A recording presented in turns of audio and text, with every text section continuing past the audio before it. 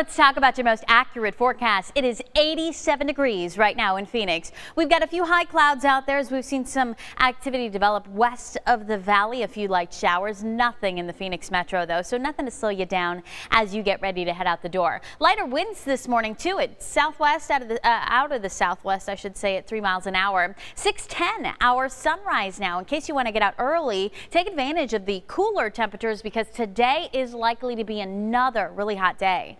83 our temperature right now in Chandler. We've even got some 70s this morning, a nice change. It's 79 in Gilbert. Good morning to you. 85 in Scottsdale. Levine, you're coming in at 84. And surprise, we're looking at upper 80s for you right now. As you look across the state, not as cool as it was yesterday in Flagstaff, but we are coming in right at 53 degrees. It's in the low 80s out to our west, though. Lake Havasu, Bullhead City, low to mid 80s here at this hour. A nice morning across the state, but as I mentioned, we've been tracking a few light showers that have developed over the last couple of hours or so, primarily in northwest Arizona. That's where I've been watching them on ABC 15 Desert Doppler. We're talking near Whitman, just west of Wickenburg, and Aguila nearby there too. Now I'm seeing an isolated area of lightning, so an isolated storm over some of that higher terrain as these showers work their way north into Yavapai County. They're moving north, not moving towards the valley, so we will stay dry here in the Phoenix area through the morning and in fact through the day. I'm not tracking storm chances. I'm still keeping an eye on low pressure to our west.